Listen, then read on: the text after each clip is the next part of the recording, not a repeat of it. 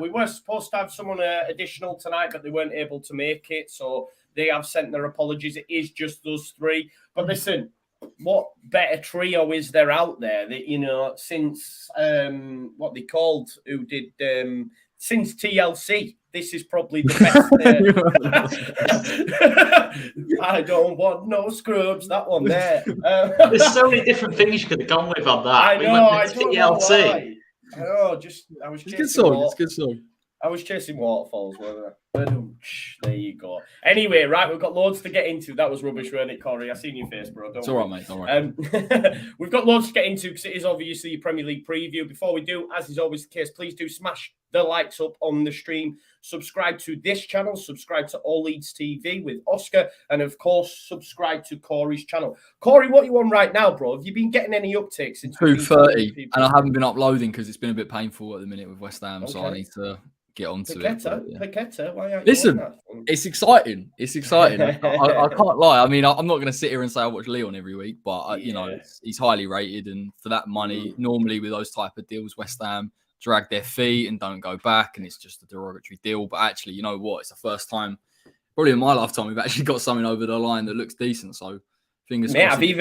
I've even done a little bit of research, but I've been reading a report by Tim Vickery for you. You know what I mean? This is, and we're taking it to the next level now. I'm starting to do research on players that I've not watched and that, bro. It's looking tasty, this 4-3-3 with Fornals, Paqueta, and Rice. That actually looks a little bit more balanced. So yeah, I'm excited. But when in reality we know it'll be Rice, Souček. Listen, mate, just the same every week. I saw your message on the group chat. I was like, look, Moyes, to be honest, Villa is the game. Villa is the game where if it's not going well and he's not making changes and he doesn't bring it into the following game and we lose for whatever reason, then I'll be really disappointed. But I can't. It's Moyes in it. I've got to give him some leeway. You have, mate. You have. Right. Okay. So, it's a Premier League preview. I don't know why we just went down that rabbit hole, but I've got to do this, man, because I love it every time. So I'm going to do the intro, and we'll see you on the other side, people. I don't think I do it. Arsenal started like a house on fire. Signing number 2 for this new era. It's Judgment Day, people. What did your boy tell you? It was never in doubt. Never in doubt. Don't believe in any luck. I believe I'm self-made, yeah. What's this? Who's Corey chatting to then? Are you just singing the tune, bro? Yeah, just getting involved, mate. I love it. Yeah, man, you might as well, aren't you? You might as well. Right, okay, let's get straight into it then. Oscar, I haven't even asked how you were, so we'll come to you first of all, mate. Southampton versus Man United kicks us off. Can they repeat what they did against Liverpool, or do we expect the same Man United or the old Man United to show up? Or it's a real test in it now. They've got to see if they can have some continuity, I guess, with performances. Yeah, no, absolutely. I think it's a different kind of game, though, as well. Because obviously they're going to have more of the ball. I think the biggest strength against Liverpool was what they were doing off the ball in terms of pressing. I think against Southampton, they're going to go quite direct against them. They're going to play like what Man United did against Liverpool. So it's a different kind of test, really. Is that it? What do you want to talk about? I'm not used to such a short answer, bro. I was like, you gave me a briefing at the start to. Yes, I did. I'm working off your briefing, mate. I can go longer. Don't worry, we'll come back. To you. You took that brief and took it literally. I will say 5 words and that's it. As soon as you stop the question, I had a 10-second timer on. I love that. What's quite interesting about this one, Corey, obviously, Ten Hag plays a certain way, right? He wants to play out from the back and stuff. Obviously, they negated that against Liverpool. Do you think he will revert back to that, I guess, against a lesser opposition and maybe ask De Gea to start playing it short again? Or will he just say no? Because Southampton are a high-pressing side as well, you know what I mean? So will he be expected to play out from the back, or do you think he'll go... Because eventually he's going to have to come to a decision, and say, well, these are my principles, and I want my players to play this way. Do you know what I mean? I know it's a bit of a stock answer, but it's probably a little bit of a blend between the two. Obviously, it worked taking Maguire and De Gea. You're right with the distribution; it was quite direct, if I'm honest. In fact, just don't make any errors whatsoever. But I still think there's an opportunity with Manchester United off the ball in terms of they're pressing, particularly from the midfield, from the front with that front three against Southampton. They play that single defensive midfielder in Lavia, and I think they've actually got a chance, therefore, to go and win it higher up. So I'm intrigued to see whether he keeps a little bit of that. I'd be surprised if he went against it, to be honest. It was so successful. And as we said the other day, I thought Manchester United, particularly, grew in confidence. And you look at someone like a Marcus Rashford, Southampton play a bit of a mid-block, it's slightly higher. So again, there's plenty of opportunities. But in terms of actually playing out from the back, they're a long way away from that, if I'm honest. And it will take a while for that to kind of bed in. Yeah, for sure. Oscar, I'll come back to you. I mean, Martinez was really, really good. Really, really good last Monday against Liverpool. I am going to speak about my boy Shea. Obviously, I think had Núñez started in that game, we might have seen a different outcome, because I think he'd have caused their centre-back partnership loads of problems. Can you envisage a situation where Shea can do that? Because obviously he's in hot form now. He scored midweek as well. So that's 3 in 2. I'm giving some Shea propaganda now, but is it lazy of me now to still question Martinez's height up against someone like Shea who's a bit more bullish? Yeah, I've seen two different sides of this. Obviously, Monday Night Football, Carragher, Neville, Keane went pretty heavy on it in terms of Martinez's lack of aerial ability. And I know all the football tactical experts have been talking about the fact that, and that wasn't like me being disingenuous, genuine experts were talking about Martinez being, having a good aerial duel success rate. But my point is that he doesn't go in for that many headers. He only goes in for the headers he knows he can win, because if you're that high, it's only sensible, isn't it, to go for the headers you can win. So there's definitely a problem there still. I don't care what they say about him being strong for his height. It's still going to be a problem. If you're up against a 6'3" centre forward, you're still going to lose headers in your box and concede from set pieces. There's no question about that. But Che Adams is a physical centre forward. I know he's not the biggest, but it's an interesting battle that between him and Martinez, because obviously I think Martinez is well suited to like a Firmino type of striker in terms of marking them. Where it's all about deception and good movement and that lot and stopping that. And I think that's well suited to Martinez's game. But Adams will give him a different test. They'll try and bully him a little bit. Obviously, it's going to be more difficult to do what Ivan Toney did against him a couple of weeks ago. And but it's still going to be an interesting one. I'm not totally sold on Martinez, to be honest. I think the big thing really for Man United was I thought Varane kind of showed his Real Madrid form on Monday night, to be honest, and that was a key factor. But yeah, there's no doubt for me that the Liverpool game would have been different because Firmino, really, if we're being honest, he's not the player he was kind of 2 or 3 years ago. He's not that centre forward anymore. Núñez is a totally different threat. And I think the fact is Liverpool could have gone long into Núñez, and being a threat in that kind of way as well, and crossed into the box, because Trent Alexander-Arnold probably had his poorest game. One of his poorest games for Liverpool, to be honest. I can't remember him putting one decent delivery into the box, but it's so much more difficult trying to put a ball into the box when you haven't got Núñez to aim for, or someone who's as good in the air as what Jota is for his height. So that's definitely a factor as well. But yeah, Man United will get tested in different ways. And obviously, I think Casemiro probably plays, so that'll probably help them a little bit. But they've still got to do some more business. And obviously, Anthony at 90 million, again, from what I've seen, I think he's a good player, but 90 million, considering what Raf went to Barcelona for, that seems heavy to me. He's nowhere near as good as Raf. Never mind, like the likes of Mahrez and Salah and that. He's just not in that league for me. But you never know, do you? But 90 mil, that seems very Nicolas Pepe-esque to me. And I think it feels a bit like that. It feels more like they just feel they have to get a right winger in, and it's just like he feels like the shiniest one on the market, a bit like Pepe kind of thing in that kind of sense. So I'm not convinced. It might age terribly, that take, but I'm not convinced he'll improve him. But for 90 mil, you want someone who's like basically getting you 20 goals, 20 assists, really, don't you? And I don't think Anthony's that man. No, definitely not. The next question I did have for Corey was, does Casemiro start? This is what I mean. I go from one extreme to another. Just say, once I start talking too long, to start talking about Casemiro, just mute me. Just mute me, mate. I don't care. It happens to me all the time with all these TV. Just mute me, honestly. If we're talking rubbish, feel free. It's fine. Do you think he will start, though, this weekend, Corey? I I don't think so. I just No? feel like it's perhaps too. I mean, look. I mean, I know the onus is on him to start. I just wonder whether Ten Hag will look to even bring him on in the second half. I think he gets minutes in the game. I'm just not sure he will start. I wonder there's part of Ten Hag where he thinks that team performed so well. Do I just maintain the same personnel going into it? And then if I need to change it, then you've always got that option. But if you're asking me whether it's a genuine option over Casemiro and McTominay normally, then listen, there's absolutely no comparison. Yeah. How do we see this one going then? I put a poll in the chat. 44% of people have gone for a draw. I do fancy a Man United win. I think we might see a switch up. What about you, Oscar? Draw.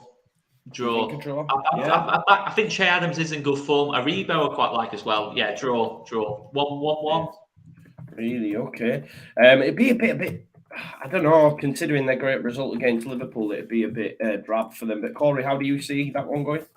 I think Che Adams is a great point, and it'd be interesting to see him against Martinez. But I think it'll be 2-0 Man United. I just thought, I know it's never guaranteed that they'll play like that against Southampton, and it's a different type of game. But I thought Ten Hag actually really showed the quality of coaching he has. So, yeah. At the end of the day, they're still probably going to have like Fred in the midfield, so they are still going to make mistakes for me in that lot. And obviously, I thought last half an hour, Man United were, I will admit, they were good for the first hour, but I did think last half an hour Liverpool did really get back into it. As soon as Fabinho came on, I just thought the game totally changed in that respect. I just thought Man United had a lot less control and could have quite easily been a 2-2. Yeah, no, for sure. Next one we're going to talk about anyway is Liverpool versus Bournemouth. So, Bournemouth have conceded 7 since their win against Villa. You would imagine, Corey, Liverpool will finally turn up this season, surely. I mean, I think Salah's getting a hat-trick in this one. I've just got a feeling in my bones. I think they're going to wipe the floor with Bournemouth. What do you think? They should do, in theory. I think they will do. I think they'll win probably quite comfortably. Bournemouth are struggling a little bit. I know they got a result against Villa, but from open play, you see how Arsenal play with their press. Again, Liverpool's the same, albeit that midfield does look a little bit suspect at the minute. And I know Liverpool fans have spoken about maybe Carvalho can come into the team. You have him and Elliott as the 8s, but Jordan Henderson looked a little bit off it. And I know it will be different opposition. Maybe the fact that Bournemouth will maybe a little bit more passive than a Manchester United will actually help them a little bit, but I think they'll get over the line. It's honestly, I couldn't believe how poor that performance was from Liverpool. I've not seen that I know about Fulham, but against the Man United team like that, it was worrying. So they need to get players back very, very quickly. They need even the likes of Jota. If you can bring him in when Nunes isn't there, then they'll be fine. But you see it. We've seen it before with a centre back issue. The minute there's a couple injured, they're off kilter. The whole team doesn't necessarily gel. So they'll just be waiting just to get a result and move forward. Yeah, we were going to have Grizz on tonight, and I was going to ask him what's going on. Going to ask if they'll do a centre midfielder. Oscar, do you think a centre midfielder for Liverpool is a must? I mean, I saw a bit of a crazy mention, I might add, about Frankie de Jong in Liverpool, but I just can't see it. I can't really see it. I mean, it feels to me like they're waiting on Jude Bellingham next summer, and I just think that's a very risky bit of business. They should have gone for Nunes, who's gone to Wolves. I think he would have been pretty much ready-made for them in terms of what they need. So I don't know. I think there's definitely a bit of being round here. There's definitely a bit of tension between fans and FSG again. No doubt about that. I think the bad start's probably enhanced things, but you've got to say their midfield at the minute, Thiago, Fabinho aside, it's not looking, compared to like Man City, it's not looking there, to be honest with you, in terms of that's what's going to cost them. I think obviously the back four struggled, but I think the biggest problem is the midfield in front of it. There's not enough protection. It's not giving them much quality on the ball. But I think Liverpool will still be okay. And, I think they probably have got to bring a midfielder in, 2 in the league. But I still think they're going to be up there, to be honest, because you look at the quality they've got, the players they've got missing.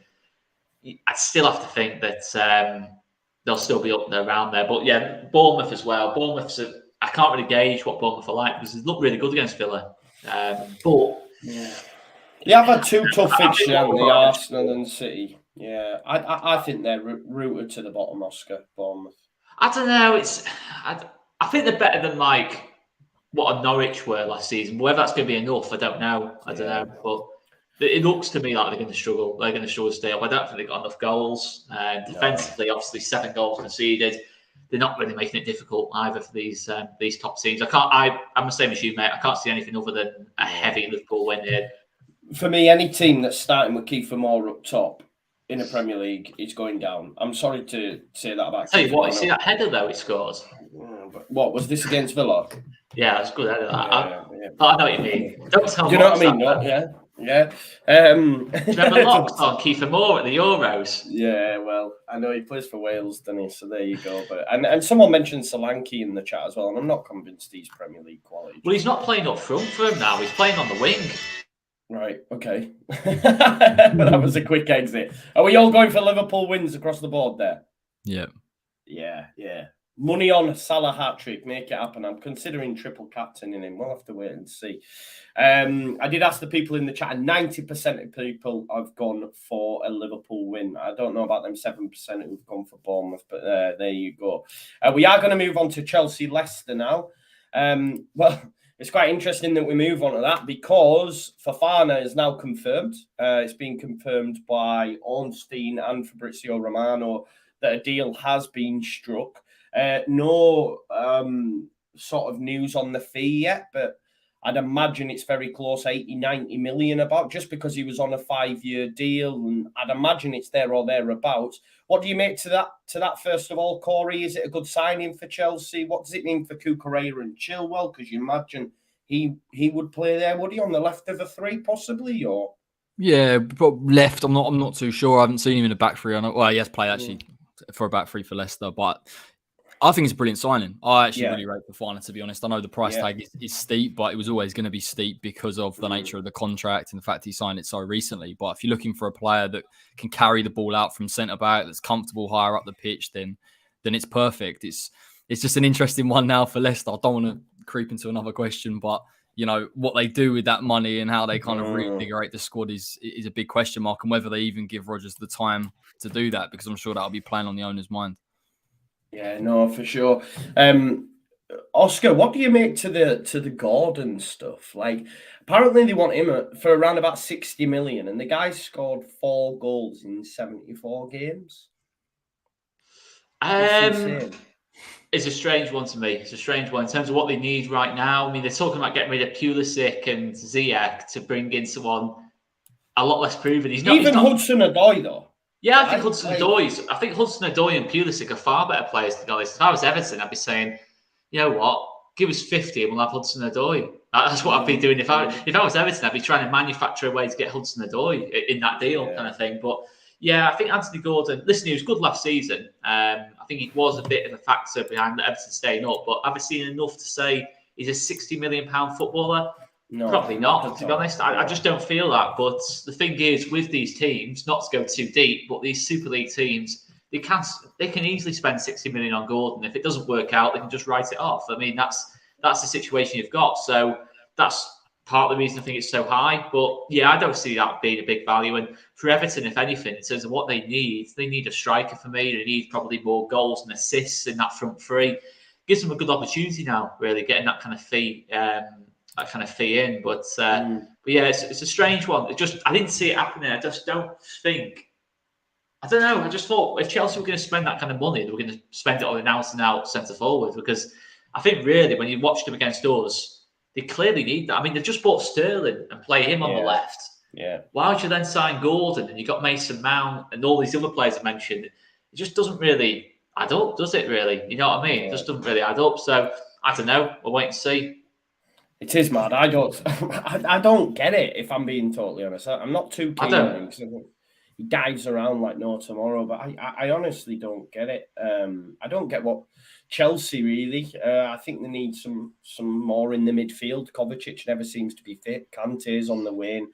We seen at the weekend Gallagher and Jorginho as a pair were just not it. And I don't know. I read. It's funny, interesting. You mentioned about. Potentially, you mentioned Hudson-Odoi. I'd heard that maybe I know they're not going to get Broja now because I think they're going to get more pay. I think that's done as well, Everton. But there was talk of maybe getting Gallagher or Broja on loan as part of the deal, which, I mean, That would work for Everton more than what Gordon would, to be fair. But yeah, I don't know about Chelsea this season, Corey. I mean, I know they look really good against Spurs, and then they were shocking against us. Yeah. So, like, what are their aspirations? They've got to get top 4, but there's a big chance for me they'll miss out. Well, I mean, if you're Chelsea, I mean, it should be more than top 4. It should be, third and pushing the other two. I appreciate they're a bit of a different level. I mean, I'm intrigued. You mentioned the midfield. That does have to be rectified at some point. And it's interesting that Tuchel doesn't seem to do that, given how important those two centre midfielders are. And you see Gallagher, and I think everyone thought Gallagher will come in, he'd be the number 8, he'd press, but I'm not being rude because I'll take him at West Ham tomorrow, but it's more just if he is getting pressed, he struggles to play through it and he lacks that little bit of composure that he needs. So he needs to sort that out. And then you look at Aubameyang coming in, which I think is really interesting in terms of an actual. He's not really an out-and-out 9. I know he plays 9. I appreciate for Arsenal who's coming in off that left, but maybe it just gives them that bit of natural movement and that finishing in the box. But I've said this God knows how many times. It's creativity for Chelsea that's a really, really big issue. And if they can't create for Aubameyang and Sterling, then it's kind of just it's wasting money. So he's on Tuchel once he's got these players. And don't get me wrong, they're all, for me, decent signings. He does need to be able to G them up and creatively sort it out. There's big question marks in it, Oscar, over Tuchel, because it seems to me, or at least it looks like, that he's the one driving the signings. I know Todd Bowley's making it, but there's no director of football in there. So it's like he'll be the one putting these requests to Todd. And if they don't work, I mean, I still don't get the Gordon one. I think it's wild. But if they don't work out, then he could be up for the high jump, really, couldn't he? Yeah, I mean, I've said at the start of the season, this is what happens to Tuchel in jobs. He's not really one. He's a bit like Mourinho in terms of when he gets into that third season, you've seen it at PSG, you've seen it at Dortmund, you now sort of seen it at Chelsea, where there's a big drop off. I think in terms of his style of management as well, he's not the best suited to getting the best out of elite players. You saw him have problems with Mbappe and Neymar. Problems with Lukaku, yes, Lukaku's not on that level, but in terms of the fee paid, 95 million, you've got to say he's an elite player coming into Chelsea, and he didn't find that level. I think the common theme has been Thomas Tuchel for me so far. I just don't think when the clubs get to a certain level, he's not proven that he can take him to that level of a City or Liverpool. He might win a couple of trophies, but in terms of consistently fighting at the top end of the table, he's failed to do it. And in the first 2 seasons, yes, bit part of the first season, but certainly last season, the big opportunity was there at the start, really, when they started well, and they fell away, really. But this season, there's no real sign Chelsea will push anywhere near a City or even an Arsenal. I just can't see at this moment in time the top 4 not being City, Liverpool, Arsenal, Tottenham in whatever order. I can't see anything outside of that at this moment in time. I think there'll be quite a big gap, actually, between like Tottenham or Arsenal in 4th and Chelsea in 5th. So, yeah, there's definitely potential for it, because I think Todd Bowley spending, what will it be, about 250, 300 million after all? Because Cucurella is 63. 65, was it 63, 65? Something like that off the top of my head. Yeah. Obviously, you got Gordon for 60. Then you got Sterling to throw into the mix. Koulibaly, Fofana. You cannot spend that kind of money and not at least finish top 4, if not be winning the trophy. And I just think the same thing's happening again with Tuchel. And yeah, I just find Chelsea boring, to be honest. I find them boring to watch, considering the quality they have on the pitch. He's trying to play Conor Gallagher deeper, even though he's played his whole career so far, his best football as a box-to-box, not a defensive midfielder. It was hilarious to watch on Sunday. But I tell you what, if you're a Chelsea fan, you're not happy with that. No, definitely not. And Kai Havertz, can I just mention? Kai Havertz is possibly one of the most overrated players in the league for me. Yep. I heard someone say he was going to win a Ballon d'Or. That's all I'll say. But he's not at that level. That guy's takes are brutal at the best of times, anyway. Who said that? Rory. I knew it. I had Rory. The best one was Jesse Marsh, the worst manager in the league, by the way, as well, according to old Rory. In a league where you've got Frank Lampard and Scott Parker, that's quite something, that. Yeah, it is. But listen, as much as we've just grieved Chelsea, I think they'll have too much for Leicester. Leicester are all over the shop at the minute for me. Corey, Chelsea win? Yeah, I'm going to go 2-1. Just a little bit too strong for them. And plus, they can just target them on set pieces, so that normally helps. Yeah, they're diabolical at them, aren't they? Oscar, same for you, is it? Yeah, that's Leicester's mindset going into that game, considering Fofana and that lot, and Chelsea. I mean, it might spur them on a little bit, but I don't know. Just Leicester feels broken at the minute, in terms of Rodgers getting called for getting sacked at Stockport away. Just over a year after he's won the FA Cup, just shows you how badly things have gone for Leicester over the last year. This could even be Rodgers' last game, to be honest. Pretty handy. If it goes bad, maybe. If it goes bad, I don't know. I was going to say that, but I don't think Chelsea are ruthless enough to absolutely batter Leicester. So I'll go 2-0. 2-0. I think I'll keep a clean sheet. 2-0. Yeah.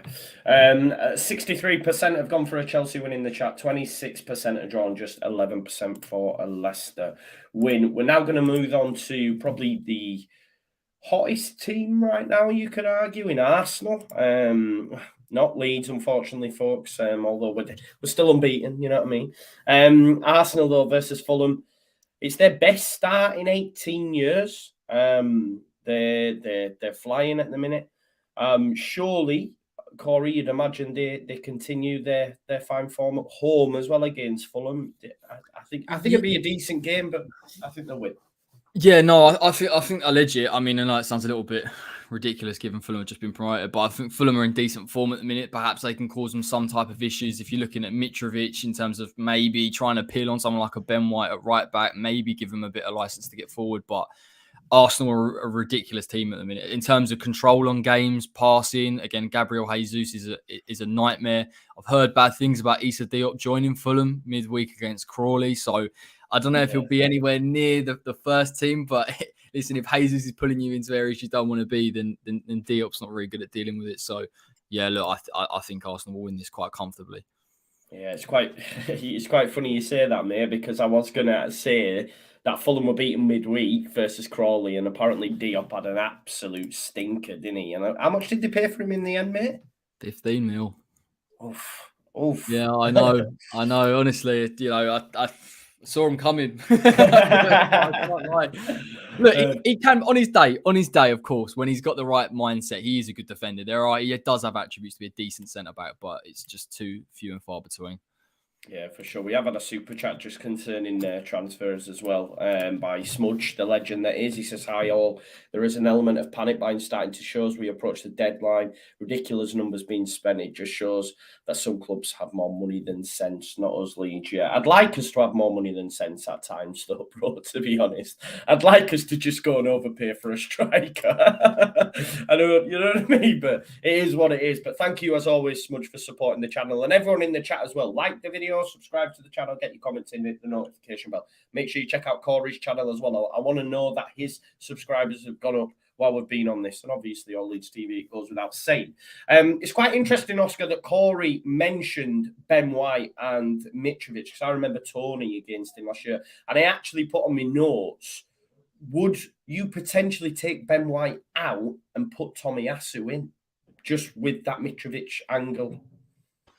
Well, Ben White did an absolute job on Mitrovic last time he played. When we beat Fulham 3-0 that time, he absolutely pocketed him. And I think it was a similar discussion then. Obviously, it depends really, because obviously I think Ben White will be playing at right back. I think Tomiyasu is a better player, certainly at right back, than Ben White. I think when they're talking about Kai Havertz being one of the most overrated, I think Tomiyasu's pretty badly underrated, to be honest. But so I think they do need to do that anyway, get that bit more natural balance on that side of the pitch, because it sounds weird saying this, but the one area Arsenal haven't been brilliant in so far is on that right-hand side. Saka's not quite fully got into it so far yet. And you think when you get Saka into it, I think they really are going to go places. But yeah, it's true about that elbow as well. But yeah, I don't know. I'm not sure if Arteta will do that though. But I think either way, Arsenal should still be okay. Even if they lose that battle, I still fancy across the pitch Saliba to do a decent job.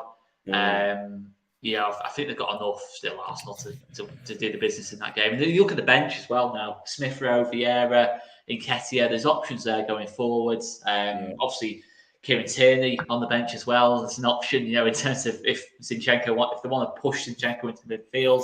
They've got a lot of options now, Arsenal. I think what will hurt Arsenal this season, just going a little bit. I'm probably answering one of your questions here. You're not, bro. You're not. Don't worry. But what might hurt them is when they play the Thursday Sundays later in the season. You know, for the Europa League. I think a lot of teams struggle with that.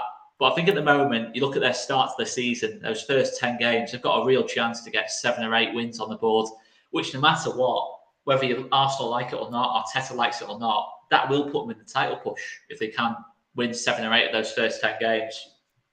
Yeah, no, exactly. That's what I mean. And, I like Arsenal, Lee, so I hope they do. Yeah, listen, just to say, I would like Arsenal to, if you had to pick one of the top 6, it probably would be Arsenal, to be honest, because I like their projects. It's a proper project. It's coaching. It's not just spending 100 million on Jack Grealish. But I know it's more to it than that at City. I'm not having to go at City, but just for me personally, I quite like the projects at Arsenal, and it'd be good to see an Arteta, Pep, proper title battle. It'd be interesting. It could be Pep's last season. It might be a nice little one for the old storybook, mightn't it? Yeah. I don't know if they'll challenge for a title. I think. Well, you never know. Probably not. No. We've got a better chance than that. City are probably winning it by like 10, 15 points. Yeah, but you got to make it sound interesting, Joe. We're only 3 games in. You got to make it sound. Look, they are 2 points back. Yeah. There's still 35 games to go, but that doesn't matter. It's only the small details. It is. Right. I'm going for an Arsenal win. What say you, Corey?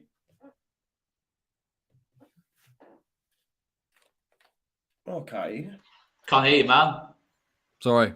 3-1 Arsenal. I thought it was my headphones then. No, it was me. Sorry. He said 3-1 Fulham there first. Yeah.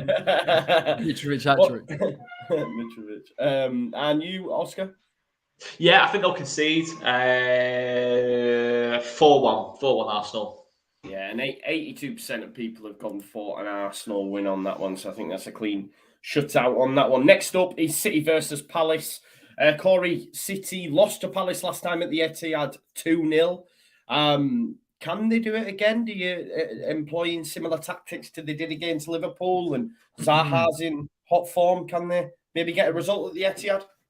Do you know what? I actually think maybe at points they can cause them some issues, particularly even with Eze in that 8 role. I just like the way they break out from it. He can beat the press, and Zaha, the way they use him in this type of game, he will be effective. But there's also part of me that thinks Pep will completely understand that. And I just wonder whether the inverted fullbacks just protected against it a little bit. It'll probably be more open as well. I think City have been a lot more...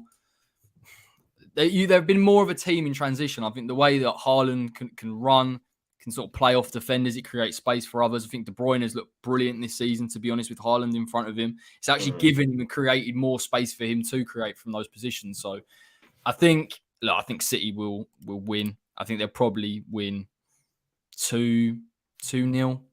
Look comfortable. But I wouldn't say that Palace don't have a chance at all, because we've seen it against Liverpool. But yeah, City for me at the minute are just insane.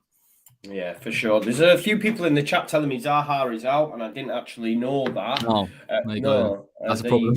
Yeah, exactly. I was just going to say, Oscar, does that sort of ruin any chances really for Palace? Probably. I mean, Elise hang on, Elise's out as well, isn't he? He's been out for ages.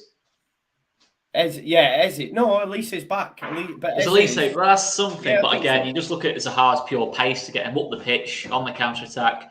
Big blow that, really. I think for Palace. I think if they had Zaha fit, you'd give him a decent little chance. But yeah, it's I can't. I'm trying to make it sound interesting, but I do think it'll be City winning this one. To be fair, I think 2-0 probably same as Corey. I think City, before the Newcastle game, hadn't even considered a big chance in either of the first 2 games of the season. So I think the big part of... You saw with Newcastle, though, you never know. If you have a go at them, if Eze is on it, in a similar way to what St. Maximin was on that left-hand side, you never know. But ultimately, I don't know. I think Palace still lacking that centre forward, maybe, to really get them up to the top level. But yeah, City... Big opportunity, though, in terms of for a point swing, for potentially for an Arsenal, if we're looking at it, in terms of to get something on them, but I can't see it. I'm trying to make it sound interesting. 2-0 City. Haaland gets both. Yeah, I went. I think I went 3-0 in my Super Six predictions. I fancy it to be a bit of a, all the top teams are at home, aren't they, this weekend? So it's good for the old FPL. But 76% of people have gone for a City win, and I think, I'm expecting that and another Haaland goal. I'm just waiting for him to get his hat trick or something, man. He's going to smash it at some point, I'm telling you. Next up, we've got Brentford versus Everton. Everton, no goals in this team. That seems to be the running theme. That seems to be the problem. They have, I believe, confirmed Neil Maupay, so he looks to be going there. Okay, he's not known for massive amount of goals, although he has, I think, got 8 and 10 in the last previous seasons. I only know that because, I was saying I would have took him at Leeds. I think he'll give Everton something in terms of being able to hold the ball up and bring others into play. Maybe you can't have Maupay at Leeds, so after all that happened in that promotion thing. I couldn't care, mate. I couldn't care about that stuff personally. It's football's fickle. He comes in, he scores. No. We'd all be fine. I'll never cheer for Maupay. I'll never cheer for him. Can't stand really? No, he's not the right player though. He is not the right player. But really, for Everton, I don't know. I'm not going to say too much because we're playing Everton on Tuesday. You know what I mean? I could easily bite me back, but yeah. I think Broja or Ben Brereton probably would have been better ones for me. I think they'd have been better bets for where Everton are. I did think that Ben Brereton one actually made a lot of sense in terms of traditionally the kind of strikers Everton do kind of tend to sign, in terms of from the Championship. Calvert-Lewin came from the Championship on his way up kind of thing. I think with Maupay, I don't know, I might be wrong. I think Everton do like strikers like that, who are a little bit naughty, a little bit nasty, got that nasty streak about them. I think Everton fans do like that a little bit. But no, I don't know if it'll be that big a difference maker for Everton. Yeah, they're just lacking goals, aren't they? Will Maupay get them over the line? Maybe not, but for those, I don't think they're going down, Everton. I still don't think they'll go down. I do think the recruitment's being good enough. I think defensively they look okay. I think maybe they might need to change the manager potentially as the season goes on, but I still can't see them going. I think that home form, I still think they've got enough at home to do the business, but this one's a tough one for them. Well, you say that, I'm going to ask you, right, Corey, for me now, I know it's still early, but it's getting into must-win territory for Everton, right? Because if they were to lose away from home, they then play Leeds United at Ellen Road. Look, I'm not saying like that's but I fancy us to win that, right? I do. They've then got the Merseyside derby and then Arsenal. So really, this Brentford game for me is a bit of a must-win. Otherwise, you're looking at potentially them losing 3-4 on the spin. And for me, I think Lampard's gone. Yeah, I mean, they can't allow it to get to that situation. I wonder whether there's a bit of a grace period because they look at how tough some of the fixtures are. And maybe they look at, well, we've got a week left in the window. Can we get someone in? Can we see an improvement? But there is naturally a concern. And I think that's why they've had to go with a Neil Maupay. They've missed the 9 massively since Calvert-Lewin. And to be honest, I like...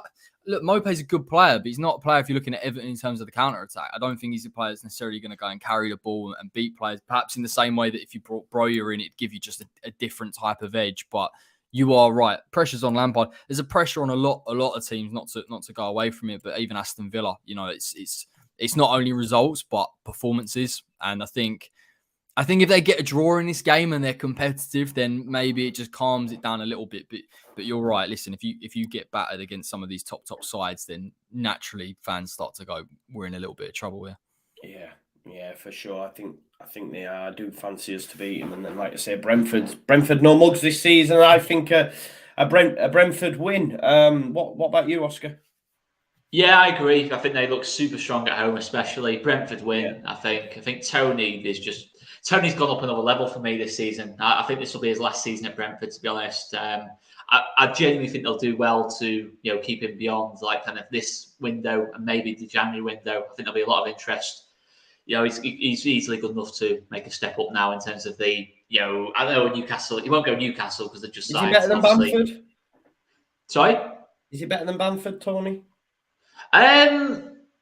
Taking your I'd probably say yeah. I mean, no. It depends what version of Bamford we're talking here. If Bamford can get back to those levels he was at 2 years ago, then probably not. But it depends, really. But he's not better than Rodrigo, though. So That's sad. Slow down. Right, so Brentford, what about you, Corey? Brentford, yeah? Yeah, I think Brentford 2-0, to be honest. Yeah, and the chat agrees. 72% have gone for a Brentford win. Next was Forest Spurs, but not really much to chat on that. And Wolves Newcastle. But what I do want to ask you, what a signing Isak is, eh? I know, Oscar, you mentioned him for Arsenal in the past. What a signing that is for Newcastle. Stunning signing. It's a shame for Callum Wilson. It's a shame for, and obviously they might have to go to a two up top. I think they should go with two up top. I think you play Isak and Callum Wilson up top together, and maybe go over a bit more of a traditional 4-4-2. I think Newcastle have genuinely got scope to do that. I just think Isak, he's got so much to his game. Maybe he's not the most prolific yet, but I think it's coming. I think we're under someone like Eddie Howe. You've seen how much he's improved, like Joel Linton, Callum Wilson himself, St. Maximan. You've already got Isak at a certain level already, and you're thinking, what could he go up to? Under Eddie Howe's coaching and that lot, and the style of football as well. Newcastle playing very much on the front foot. You almost think, had they had an Isak on the pitch against City alongside Wilson, it's interesting what he could do with that team. Really, I think at Sociedad, I think he had to leave. I did think to really further his career, I think the time had come for him to leave. It's a big blow for the league, and there's no doubt about that. He was one of the best strikers outside that big two, big three. So, yeah, it's a big sign for Newcastle. I think the fee's decent, I think 60 mil, considering what other players are going for. I think considering what his potential resale value could be, if he's still young, what he could bring to the team. Yeah. I really can't see anything past. If anyone's going to break out top six, it's going to be Newcastle for me. I really feel pretty strongly about that, actually. And the more I look at it, the more I think, if Man United don't sort out that Ronaldo situation, all of a sudden you're kind of saying, you look at Newcastle front six, potentially what they could field. It looks very strong. No Europe as well.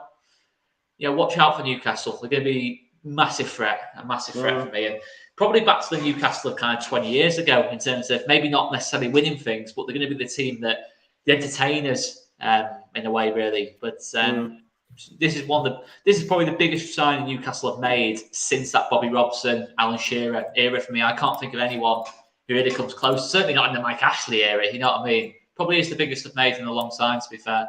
But yeah, the same price as Gordon, that is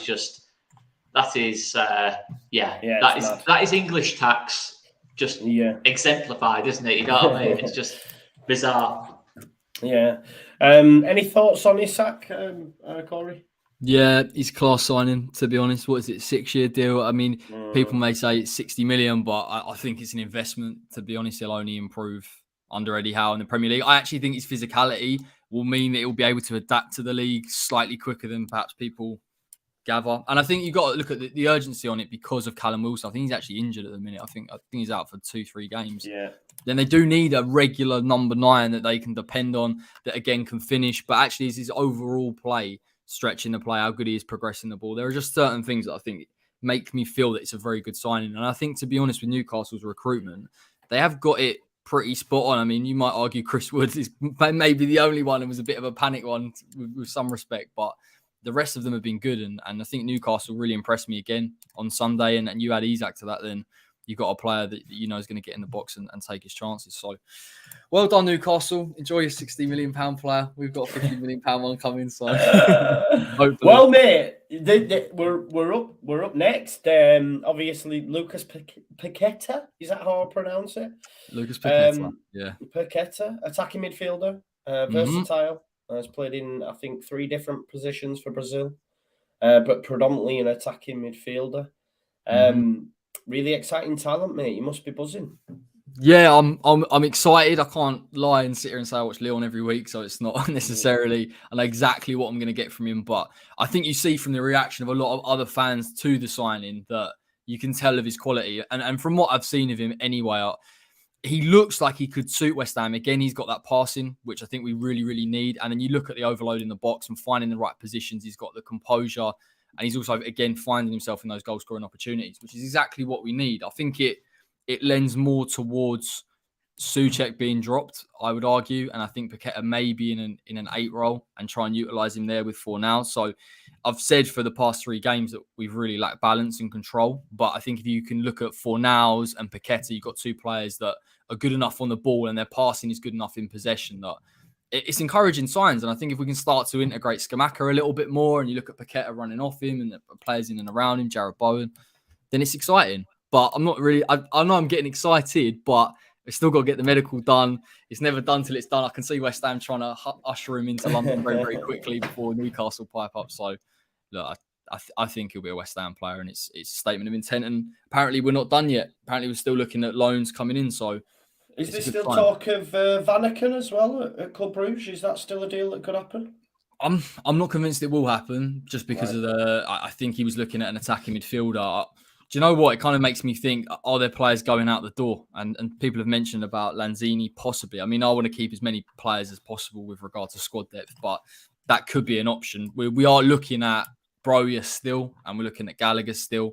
So I think that's, do you know what? If we could just get Broja in as another centre forward, then I think the window's been pretty much spot on, to be honest. I know there'll be different levels of attainment depending on how the players play, but ultimately that's every position that we need filled. So yeah, I'm happy, but again, at the same time, I know you mentioned on WhatsApp, let's start to see a few of these players come into the fold and make a difference, because there's pressure on that first team come Sunday. If there's not a performance in that first half, even me included, how patient I am, I will start to get to a point where we've got to sort of, shuffle the pack. 0 goals, 0 points. What's happening at the weekend for you, mate? Will Scamacca start? What do you want to see? Because Villa's a difficult place to go, but they're not in great form, bro. So considering you haven't scored yet, you've got 0 points, you've got to win this, surely. Yeah, it's a must win. It was a must win against Brighton, to be honest. Anyway, I need to see an improvement in the performance. I think we'll get it because of the quality. And he mentions how Villa are terrible, and I'd probably agree. And it is two teams in poor form. I think we'll start with a very similar team. I don't think there'll be that many changes. I know it sounds ridiculous given you've got that amount of quality at the minute on the bench, and you even add Emerson into that at left back. Why would you not start them? But that is what Moyes will play. The saving grace is that you've got players that you know that are adapting. Cornet and Scamacca's link up against Viborg, albeit against Viborg, was very good.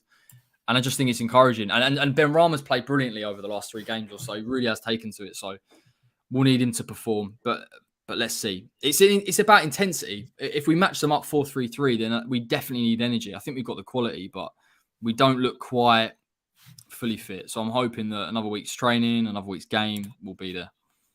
And what are you expecting at the weekend, mate? Give me a result. I'm going to go 2-1 West Ham. Egypt. 2-1 West Ham. What about you, Oscar? 49% of people have gone for the draw. Could you see that happening? Yeah, I did think potentially draw, because obviously West Ham having that little bit less rest than what Villa had. It does play a factor at this early bit of the season. I think the key thing has to be starting Scamacca. I just can't see any reason why West Ham wouldn't start Scamacca. But in terms of logically looking at it, but I think Moyes probably will stick with Antonio probably off. But I mean, if things are going wrong, you've got to bring Scamacca on at half time. You've got to surely be quicker about it and do it for that side. I'm just thinking, can you think of anyone more perfect to play up against the likes of Tyrone Mings and that lot than Scamacca? He's got a little bit of fire about him. He can give it as well as take it. In terms of physicality, and it's just his quality. He brings the others into play. He likes Ben Rama. I think you'll see more from Bowen. If you get Scamacca into the team as well. A little bit. Yes, it's not the same level, but you got the Kane and Son. Kind of understanding. It feels a little bit like potentially that with Scamacca and Bowen that maybe West Ham might try and build. But yeah, I mean, Antonio's still a good player, but I think he just needs to reinvent himself in one of the wide positions, on the right or left. That's where he originally started. So I don't think there's any reason why he can't do that. But yeah, you think West Ham should be looking to win this game. I'll back West Ham. I just feel like they're going to turn up this week. I just feel like Declan Rice got a little bit to prove this week after that interview. Declan Rice is an absolute mentality monster. We've seen it for so long for England, for West Ham. He's had a bit of criticism in the week. He's going to be absolutely bang at it for me. I've still got a lot of question marks about Villa. I just think the balance of the team isn't right. I think they'll struggle to break down West Ham. Let's do it. 2-1 West Ham. 2-1 West Ham. I think it's going to be a draw. That's my thoughts. But the chat, I've gone with 43% the draw, 42%. Oh, it's changed now. 41% Hammers. So it's going to be on the line, but I do hope for a hammers result for you, mate, because it's gone down after I said West Ham would win, hasn't it? probably, yeah. They've got Do you know what? Do you know what though? On Skamaka, I don't know if you've seen his goal yesterday, but he took it so well. I'm so impressed with his movement in the box. I knew what I was getting in terms of build-up play, but he just finds that yard of space, and his finishing is technically very, very good. Like there will be a point where it is just too much for Skamaka to be on the bench because Mickey offers a lot, but if Mickey's game drops, then Skamaka's a no-brainer. So look, we need to get him in as soon as possible. To be honest, I'd like to see him on Sunday, but yeah, we won't. Yeah, you won't. I think the longer it goes on, though, Corey, the more and more Skamaka is going to get a little bit. It's going to become a case of when Skamaka does get his chance, he's just going to get more and more frustrated, and then he's going to be trying too hard almost when he does eventually get that start. He's taking it very well, to be honest. Like they interviewed him and they were saying, about West Ham's general form, and he was like, "Look, I'm ready to play when I'm ready to play," and that's it. So I'm encouraged he's taken that. But you are right, Oscar. His character, he wants to play football regularly, clearly, and that's why he's come to West Ham to play in the Premier League. And it will be a conversation less so about loyalty towards Mikel Antonio. Hopefully, we get to a point where it's a case of performances and Skamaka and what he can offer. So same with Cornet. It'll be exactly the same with Cornet. Cornet will be looking to sort of bang on that door, and Bowen hasn't played well, so maybe he comes in as well. So, but at least we've got options. At least I'm not sitting here moaning like last season where I'm saying we can't bring anyone in. We're just playing the same players. It feels like a similar situation to Leeds, almost with Click, almost to an extent, in terms of Antonio, in terms of it's a similar kind of scenario, but all of a sudden, now that Click's gone into like the other side of the fence in terms of having to fight back for his place, you're seeing just unbelievable performances, I think, this season from Mateusz Click. I feel the same will happen with Antonio when he has actually got to fight for that place back with Skamaka. We know Antonio's character is brilliant as well. I do think Antonio will hit a level. I think it'll be good for Antonio, much like it has been for Click, in terms of having that competition and having that little bit of doubt, that little bit less comfort. I think does benefit certain personalities, and Antonio strikes me as that type for me. Yeah, see it with Souček yesterday. Like, he knows Paqueta's coming in. He knows he's probably been the worst performer for West Ham, and then he performs. So competition's big for us. Thoughts? Michael asked about thoughts on Europa League group, mate. You've got West Ham. You've got West Ham. Is it Anderlecht? Yeah, that's right. Silkeborg, is it? Silkeborg, Anderlecht, and I'm not sure. FCSB. I don't know what that. From Bucharest, yeah. It's actually quite a tough group from what I understand. I think Silkeborg are actually leading in their league currently. Anderlecht obviously have that pedigree in European competitions. That's not an easy group. And I thought we'd have 3 games between now and the World Cup, and I didn't know it would be all 6. So actually the pressure on this West Ham squad... All 6 between now and the World Cup? Oh, yeah. And it gets worse. If we're a runner-up, which, listen, hopefully we aren't, you then have to go and play another playoff game before the World Cup 4 days after the last group game. So in November, the World Cup starts in November, and you've got to play all 6 plus your Premier League games. Plus the Premier League midweek ones, yeah. It's nuts, mate. Honestly, he's gonna. That's why clearly Moyes is in the market going. We need as many bodies as we can get in because that's why for Champions League, bro. It might be. I imagine so. I think it is. It's going to be tough for the Premier League teams, isn't it? We talk about Arsenal in the Europa League and Manchester United. It's going to put serious pressure on all those teams. And I think they knew it. That's why a lot of clubs are going quite heavy in the window. Maybe we might just do a Leicester, Oscar, maybe. Yes. When you're saying all this, I'm going, shit, Europe's on, man. Europe's on. And that brings us on nicely to the last game of the evening, the top 4 clash between Brighton and Leeds United. Top 4 clash? Title clash, mate. Come on. Title clash, yeah. Listen, 2 unbeaten sides, 2 good managers. I think it'll be a very, very good game of football. I'm really interested to see how Potter deals with Jesse, because as much as I love Bielsa, he had his number every single time. I think the thing that I like most about Potter is I look at other managers and they have their style, right? They have their style and it's their style or nothing, right? Whereas Potter's very versatile in terms of he will switch it up depending on an opponent. Do you know what I mean? So I'm expecting them going long. I'm expecting them hitting it into Welbeck as opposed to trying to play through our press, because we've seen against Chelsea, it works really well. So I think they just get it up to Welbeck. I think it'll be a difficult game, and I would take a point now. I think it'll be a score draw, 2 apiece, and Brighton are no mugs. And Potter's an exceptional coach. So I take a point every day of the week and then move on to Everton, beat them, still unbeaten after a month of August. Sitting pretty, aren't we? Sitting pretty. Oscar? Yeah, go on. I agree. Yeah, I think point would be a good result. Keeps us going over. Keeps us pushing on. Keeps the momentum nice. I think, would it be six games since last season unbeaten? It would be. So that's it's nice that it's nothing to be laughed at. In terms of, that's a good run in the Premier League. When you put a little run together. But yeah, this is going to be I think it's going to be a really good football match. I think both teams will score. I think it'll be end to end.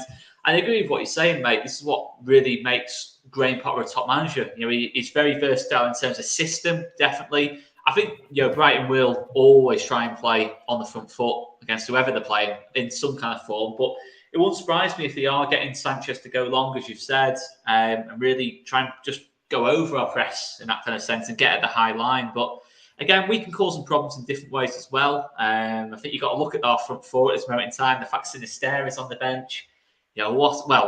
Unless he starts, I think it will be the same team that finished Chelsea. I'd be surprised if it's not the case. But you got Sinisterra in good form, Click in good form, making a good impression. In that playing higher up the pitch, he's looking good. And obviously the options in midfield are better. I think we're going to have a really good football match on our hands, to be honest. I think the last game we played against them under Jesse, in May, was a good game. Obviously, it was a stressful game at the time. Thankfully, this one, hopefully, it is less stressful because we're not at the moment up against it like we were last time. But yeah, I think it's going to be a good game of football. Brighton recruit well. And then the question always is on Brighton, how clinical will they be? We know they'll create chances. I still feel we'll create chances. And yeah, I think score draw as well, mate. I'm going to back a score draw. I'll go 2-2. 2-2. What about you? As a neutral, how do you see it going, mate? Who do you see? Who's going to? Because you've just come off the back of getting beat by Brighton. They're a very, very good side, aren't they? I'm not mugging you there. It's fine. But they're a good side, aren't they? They are. Mate, they're a very, very good team. They're well set up. I think tactically, Oscar touched on it, how they can change in game and they can change to what you're trying to do to them. And that'll be a real test for Potter if he can he'll know that you're going to press him high. And look, I think the way that Leeds set up is going to be difficult, how narrow they are. They can't play through it. Can they link the play even? Normally, particularly against us, they had so much space that they could afford to do that. You won't get the same luxury against Leeds. So it'll actually be probably quite a bit of a test for Graham Potter.